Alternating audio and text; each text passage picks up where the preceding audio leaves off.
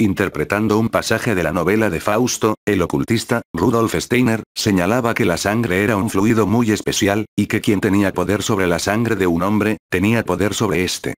¿Por qué ocurriría algo como eso? En este video conoceremos los aspectos más esenciales, acerca de un gran poder oculto en las costumbres tradicionales. Los secretos mágicos de la sangre.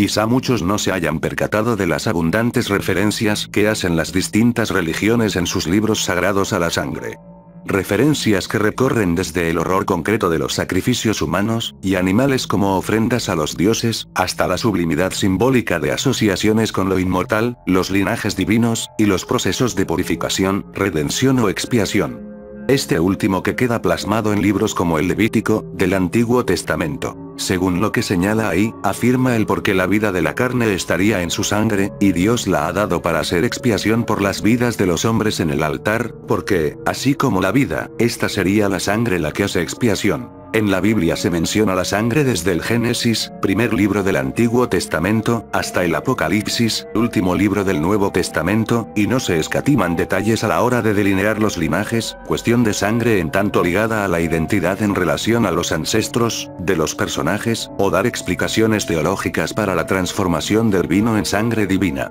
Y es que la importancia bíblica de la sangre arranca claramente con los judíos, para quienes era la expresión por excelencia de la fuerza vital, la cual se le podría atribuir a Dios, en inmensas inmolaciones, tal y como la ordenada por el famoso rey Salomón, cosa que se puede ver en este pasaje del segundo libro de Crónicas. Entonces todos los hijos de Israel, viendo descender el fuego, y la gloria de Yahvé sobre la casa, se postraron sobre el pavimento, adoraron y alabaron a Yahvé. Porque es bueno, porque es eterno su amor. Luego el rey, y todo el pueblo ofrecieron sacrificios a Yahvé. El rey Salomón ofreció en sacrificio 22.000 bueyes y 120.000 ovejas. Pero como muchos saben, Yahvé no fue el único dios que recibió sacrificios, estuvieron también Baal, Marduk, Amón, Zeus, Viracocha, y muchos otros más. De entre los mencionados, algunos exigían sacrificios humanos, y no solo de animales como los que pedía Yahvé. Así y por ejemplo, sobre el caso de la América prehispánica, dice la Enciclopedia Británica en su edición del 2007,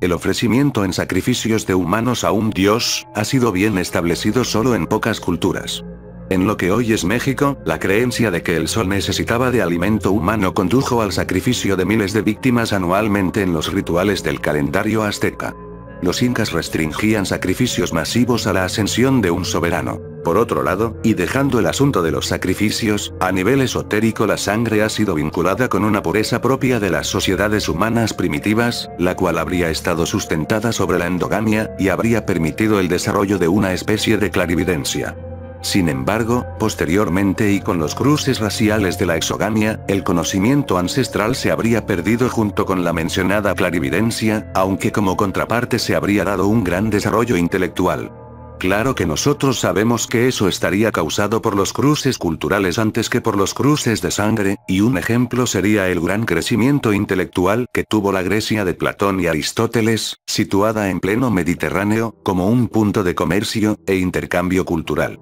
No obstante, a nivel esotérico está la opinión antes dicha, que adquiere un carácter radical en la propuesta de Rudolf Steiner, fundador de la antroposofía, quien en su libro El significado oculto de la sangre, escribió lo siguiente. En el reino humano, la sangre extraña mata lo que está íntimamente ligado a la sangre de la tribu. La clarividencia vaga y confusa. Nuestra conciencia de vigilia, corriente, es, por consiguiente, el resultado de un proceso destructivo. En el transcurso de la evolución, la vida mental producida por la endogamia ha quedado destruida, pero la exogamia ha dado nacimiento al intelecto, a la amplia y clara conciencia de vigilia actual. Esto es según lo que escribió. Desde un punto de vista espiritual, la sangre expresa el pasado evolutivo del hombre, pues lleva grabado, a nivel vibratorio, lo creado a través de su pensamiento, su palabra, y su acción.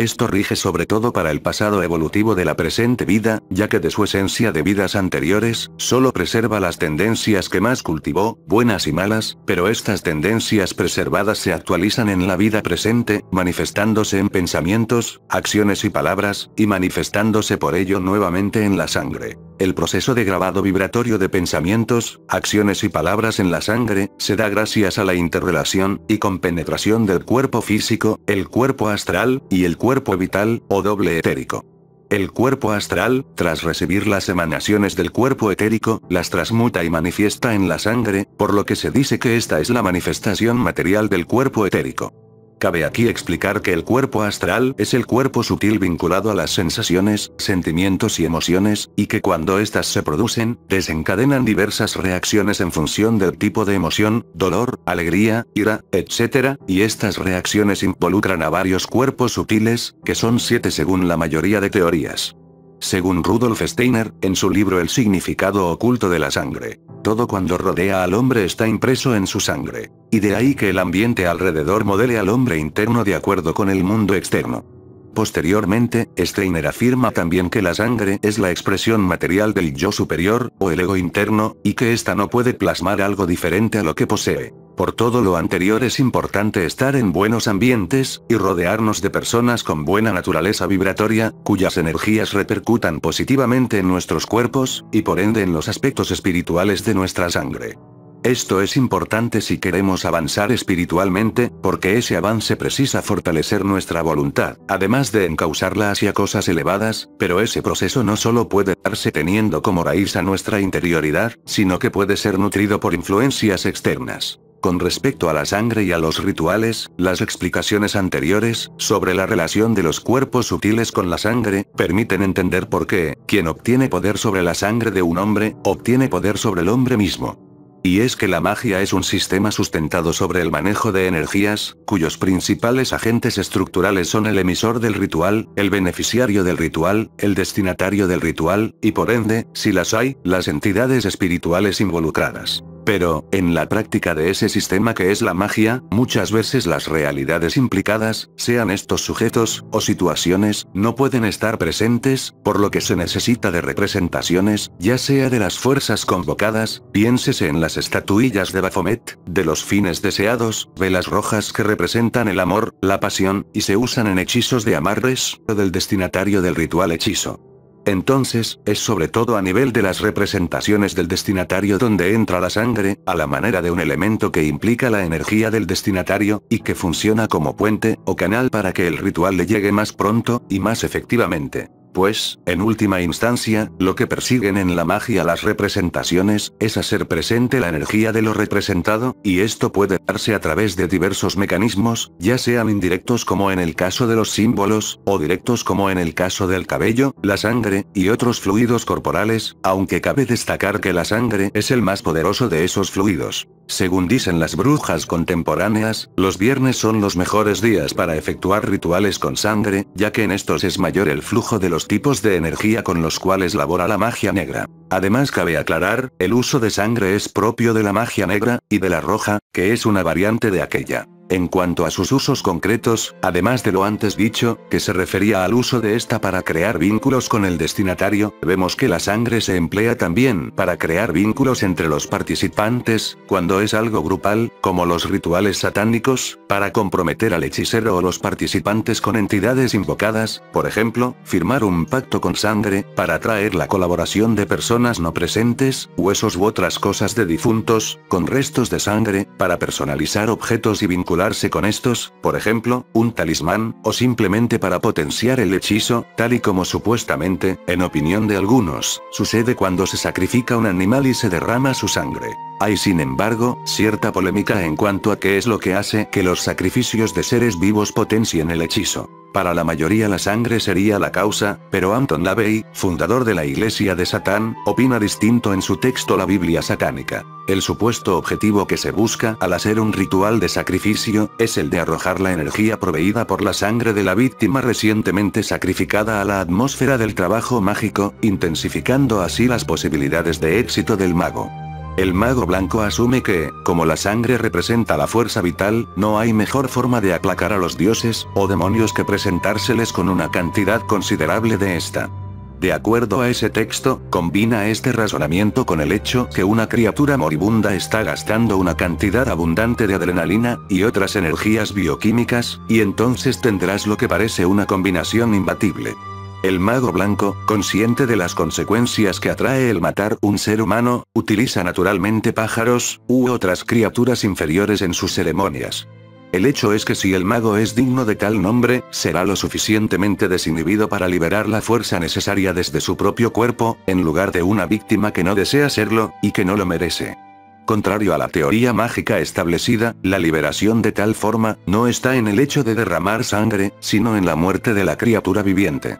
Tal descarga de energía bioeléctrica, es el mismo fenómeno que ocurre durante cualquier otro aumento profundo de las emociones, tales como orgasmo sexual, furia ciega, terror mortal, angustia, una pena que lo consume a uno, y otros aspectos. De esas emociones, la más fácil de entrar a nuestra voluntad son el orgasmo sexual, y la furia ciega, con el dolor en un cercano tercer lugar. Independientemente de la polémica, lo cierto es que la sangre se usa fundamentalmente en un tipo de magia negra llamado magia roja, la cual es un tipo de magia y práctica adivinatoria cuyo componente principal, a nivel de elementos empleados, es la sangre, y otros tejidos y elementos orgánicos, provenientes casi siempre del destinatario del hechizo, o de víctimas inocentes, animales casi siempre, antes que del brujo. Esta magia, fuertemente asociada al sexo, y plasmada sobre todo en un enorme abanico de hechizos con fines sexuales o sentimentales, recurre frecuentemente a la invocación de entidades espirituales oscuras, en un contexto de fines donde la manipulación y la destrucción prevalecen.